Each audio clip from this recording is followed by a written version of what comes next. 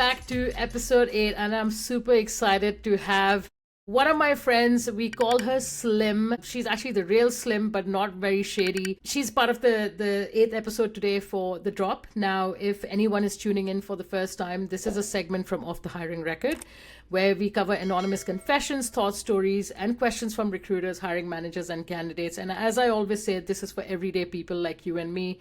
Zero judgment, 100% anonymity. And again, we really don't care what your background, which company you work for. At the end of the day, we're all here to share our lived experiences. Slim, thanks so much for being on today. Thank you for having me. And yes, I am Slim Shady, and it was very confusing when I went to an Eminem concert once and everyone was shouting Slim. I was very distracted. Did you think you had to be on the stage then, or you just wanted to But stay in the crowd? everyone was shouting Slim. You kind of just keep looking because you're like, "Ah, are they talking about me or someone else? Obviously, Eminem. How did Slim come about, first of all? I was working at a company for many years, and my username, because I was the first Sandra, Slim, it's S Slim, and it was Slim that Yeah. of our executives decided to make an announcement one day when I was talking about recruitment. He was like, "And here is Slim Shady," and it just stuck. It's been Slim for the last 10, 15 years, I think. That's what we all know you by. That's why I was like, do I call you Sandra? Do I call you Slim? Because I knew I was going to default to Slim anyways. But look, once again, thank you so much. I know I've been trying to get you for a while when I was running Crafty Sosa. You weren't ready then, but you're ready now. So I'm really, really happy that you decided to come on. As you know, Slim, with the drop, what we do is we've got an anonymous platform where people will share their thoughts, confession stories. So we'll go through one of those. And then what we're going to do is we'll also answer one of the questions that I've got begged specifically for you. Now, interestingly, the topic that we've chosen today is very close to your heart. I know that. I think it's not talked about enough, and it should be by default, especially in our community. But what we're going to do is let me talk to you a little about what this person has shared, and then I'd love to get your thoughts on this topic as well. Sure, Right? let's do it. All right.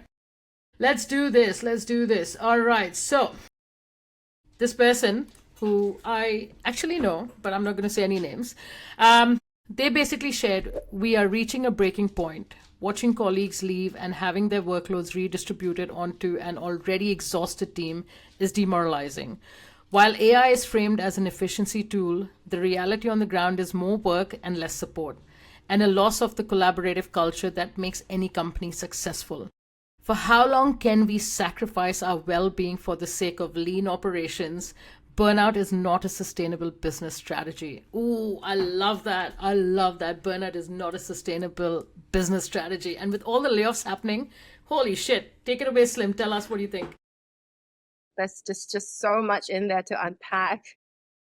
I think you've been trying to get me to talk about burnout for a while now because I am probably quite experienced with it, both as a manager, managing people through burnout and employees through burnout.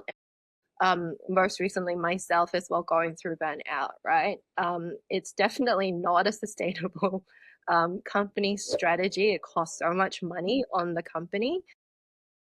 How do you manage it? I think we were just having a conversation about the introduction of new technology with AI happening, and I'm feeling really behind the back burner here, not being as technology focused as a lot of my friends on table 12, building AI agents, building apps, building bots, all these kind of things that I'm not doing or I haven't had the opportunity to do because the organizations I worked for weren't quite ready as yet. But burnout, I think, I think looking at that question and really thinking around it, but the one that really stood out to me was how can what gives in terms of your own well-being? Like, what do you sacrifice? And you need to take a step back and pull yourself out of work, community life and environment, which is really hard to do because when you're really passionate about work and you really enjoy your work or you really enjoy working with your colleagues and things like that, it's very hard to dissociate the two things. But it's very important to split it down the middle and go, am I happy? Am I healthy? Am I mentally healthy? Is this impacting my relationships? Is this impacting my health, my sleep? And then drawing that out. So that's kind of what I think, you know, this individual needs to do is really trying to understand what's important to them and their mental health. For me, it was very much recognizing the symptoms of burnout. I was physically exhausted all the time. It didn't matter how much sleep I had or not had the night before, I was always tired. I woke up tired, I was exhausted. I started to care very little about the things going on around me. I had to tune out of checking the news daily because it was just all one negative BS after another. And you kind of, I can see that happening, but it's not helping me mentally. Workloads were high because we were decreasing our team size. For me, I was being told that my contract was ending.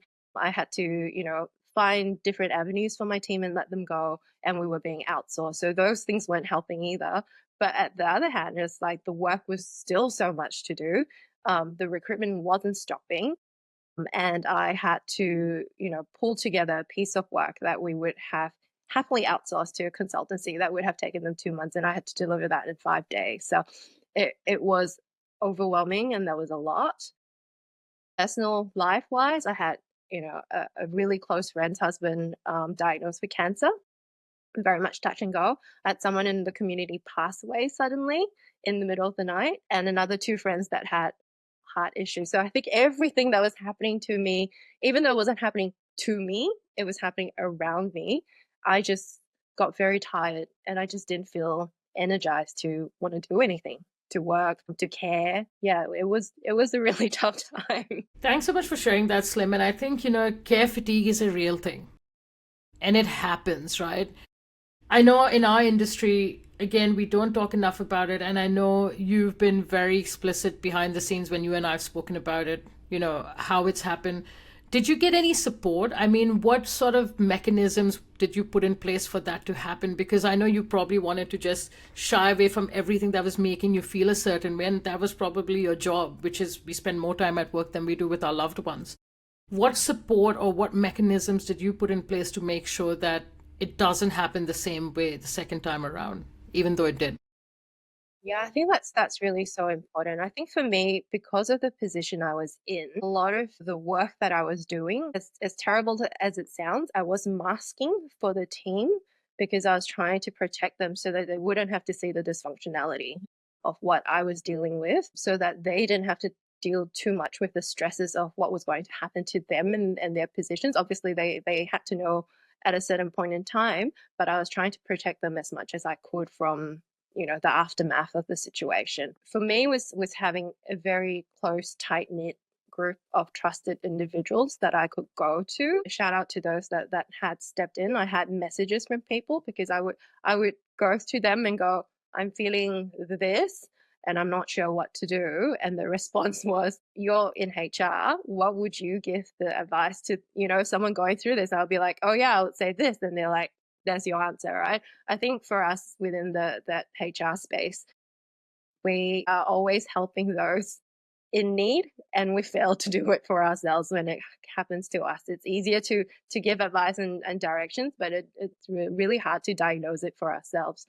So I think speaking to a couple of those individuals, having really good network of people around me, friends within the industry, friends outside of the industry, so that it's not a bias insular output, and listening to their advice and writing things down, going, this is really impacting me, what I should do, um, and ultimately recognizing the physical aspects of what I was going through. I was very nauseous a lot of times. Like, people talk about, the Sunday scaries before work on a Monday. I had it Sunday, Monday, Tuesday, Wednesday, Thursday scaries. I had migraines, like long migraines that, it just made it really hard to continue work for those moments. And so it's sitting down, going to a GP, having a really honest conversation with the GP. Now, it's all anonymous and confidential, and there's someone medically proven to help you and give advice.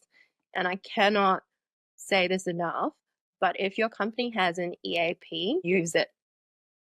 Now, I know people are very distrustful of EAPs. I go on Reddit a lot and I see a lot of comments in there going, oh, EAPs are spies, HR is going to read all your things, everything.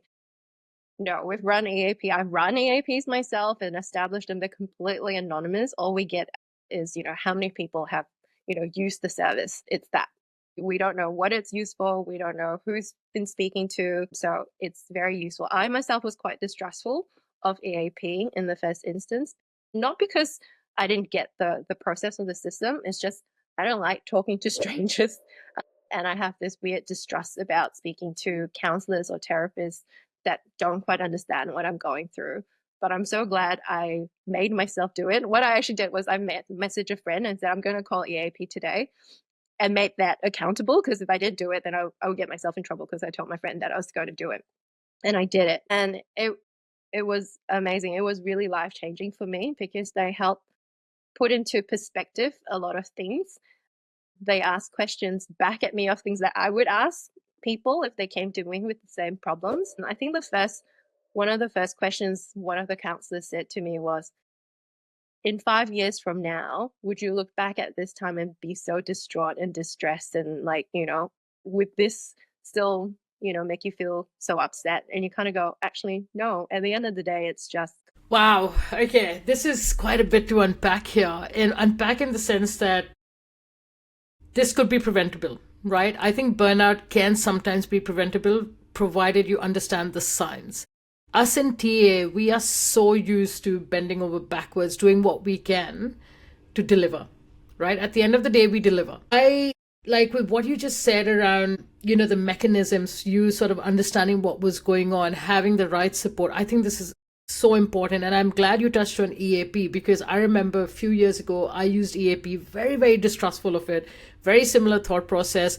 Who's going to see what? And I even had to ask the psychologist, I said, is this going to go to my manager? Because I didn't want them to know what thoughts I had, what I was thinking. It wasn't even work related. That was the best part. And they said, no, the only time we will actually raise any concerns is if we think that you're in harm's way, if you're going to harm yourself or something's going to happen.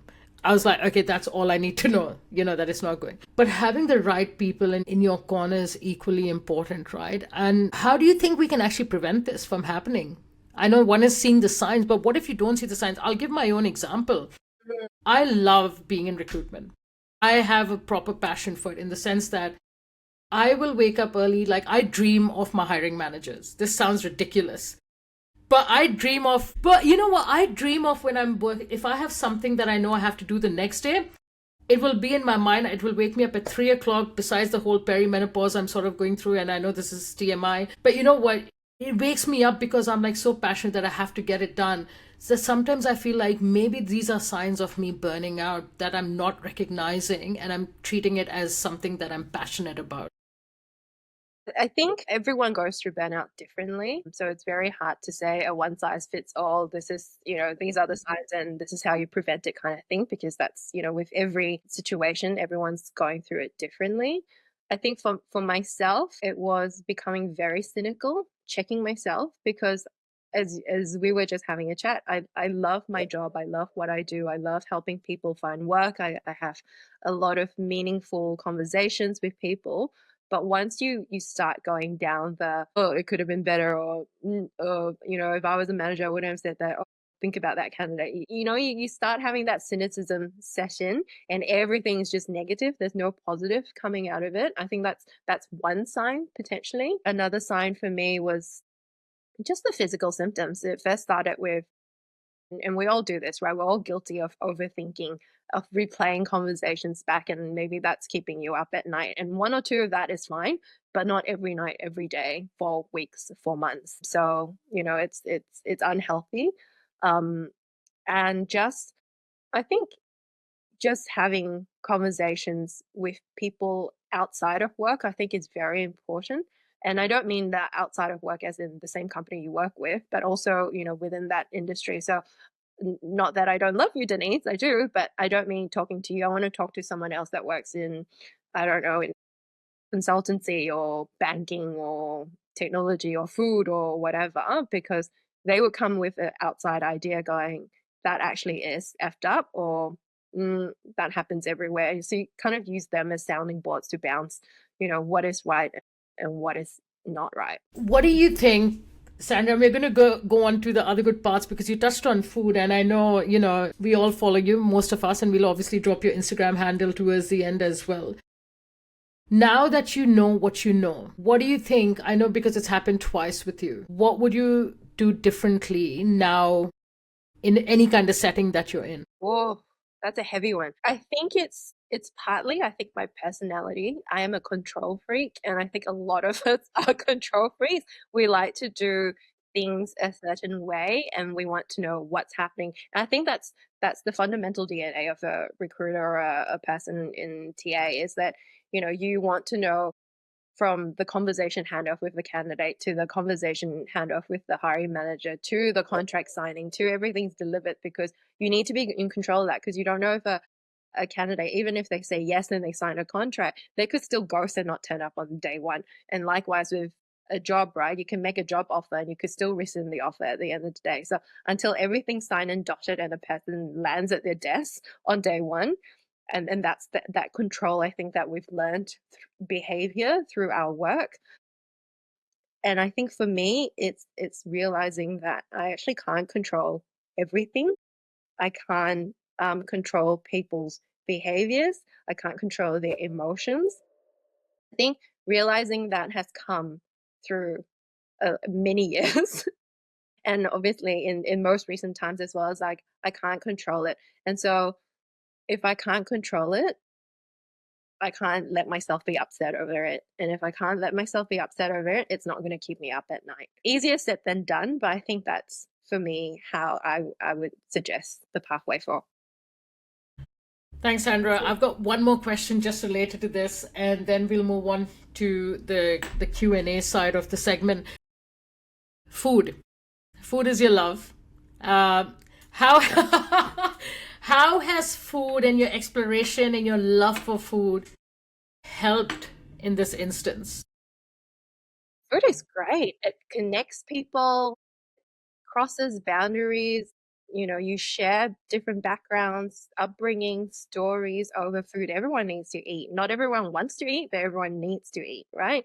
And I find a lot of joy connecting with people over meals or coffees or snacks or teas or whatever. Everyone that's worked with me knows I will often suggest going out for a coffee or cake or lunch and talk about things outside of a meeting room setting. Walking meetings are great for it too, but I really like using that food as that bridging gap.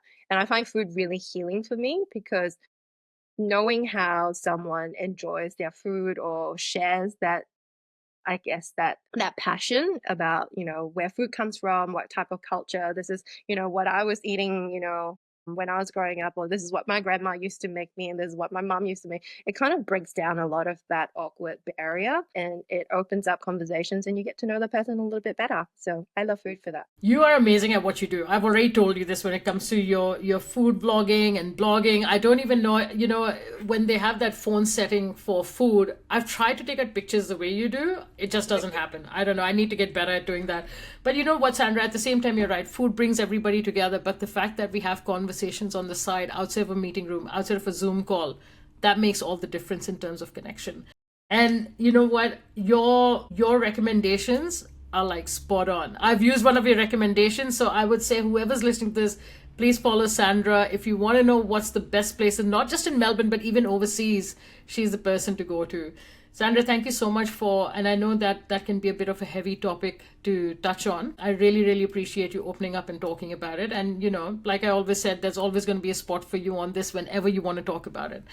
Let's go on to the last one. And this is a question from a candidate.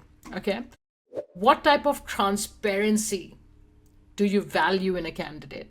I think this is actually a really good question. I've got two answers to that. I think on a human level, I would love full transparency, but I think as an individual, you need to be smart about what you open up to your employer. Know their brand, know their mission, their purpose, their language, their tone of voice. And is you being fully open with them going to help you in your work, then by all means go ahead. But if by fully being open with them, it's just going to make them question or raise these questions that you don't need answering, then not hide yourself is not what I'm saying, but I'm saying share what you think is important from a professional work context setting. And one of the things that I feel what I'm seeing more and more of is, and it's a small thing that eventuates into something big, at least for me, is when I speak to candidates that have shown interest in a role, that have shown interest in the company, but when you ask them what do they know about the company, they say, "Oh, I don't know much, can you tell me?" And I'm like, just take 5 minutes out of your day. You know this phone call is going to happen. Just do a bit of research. I'm not asking you to research me. Just research the company that you're interested in, the products that we work on, stuff like that. These are small things that make a big difference, and this all sort of adds up as well. What else would we value in a candidate? I think you're right. Just be yourself at the end of it, but also know the limitations. Don't go talking shit about the company that you've left. Or even if you do it in a way where it makes sense, right? Like XYZ thing happened. We understand not everybody's aligned to a company. People move on, values change, whatever that looks like. As long as we do it in a proper way, in a respectful way, I think respect is a big thing that goes a long way in our industry in general. Yeah. Yeah. Definitely don't overshare. You can share who you are by the way you speak, your personality, your likes, your dislikes, but I wouldn't necessarily overshare because you're planning to work for an organization. You're not planning to marry them. You're not being their best friend. It's a different kind of relationship. So be smart about it, is what I would say. And to your point, it's really not that hard to go and research a company. If even if you're so unprepared, just jump online, Google it. Tell me, summarize this on Gemini, on ChatGPT, or whatever AI you're using. It takes 2 seconds. So there's really no excuses for, oh, I don't know, tell me about what you do. That's just really poor. One of the things I always say to candidates that are progressing through to interviews, I always say, make sure you go in prepared, not just about the person that's interviewing you, but also what questions do you want to ask them. I said, because I've never heard of any panel member or a hiring manager saying, I don't want to hire this candidate because they ask too many questions. No, So never. yeah. It's more they didn't even ask us any questions. Do they even care? Do they even want to work here? Do they even know who we are? As opposed to they've asked way too many questions. So yeah, fine balance. I had someone recently that I was interviewing. They actually did a lot of research on me to the point where they went way back a couple of years ago for something that I had shared. And I was like, oh, you did do a bit of your homework. I mean, if they had seen something that I posted 2 weeks ago, I'd be like, okay, yeah, you did a little research. But the fact that they went back years ago, I was like, oh, wow, that was a blast from the past. So we had a really good discussion on the sourcing side of things and how I was doing it, etc. But there's a lot to value in a candidate in general, right? I mean, you bring your strengths, talk about your strengths, talk about your weaknesses, talk about the challenges you faced. There's so many things that we can also do better from a TA perspective when we're evaluating candidates. So, yeah. 1,000%. So much to learn from both sides, and there's still so much to learn. But at the end of the day, it's about relationships. Everything else is just noise. It's about relationships. Can you work with this individual? Do you get along with them? Do they have the right skills and experience? Do they get along with the rest of the team? Do they get along with the stakeholders, clients, whoever? That's really the base of it. All right, Slim, that was it. I told you, short, sharp, and simple. Woo! Once again, thank you so much. I cannot wait to go and have a mean feed with you and probably take some tips on how to take a good picture of your food as well. But Slim, thank you so much. And I will definitely be sharing your Instagram handle. So I follow her. A lot of people that I know follow her, and I will share that. But thank you so much once again, Slim. Thank you. Thanks, everyone. See ya.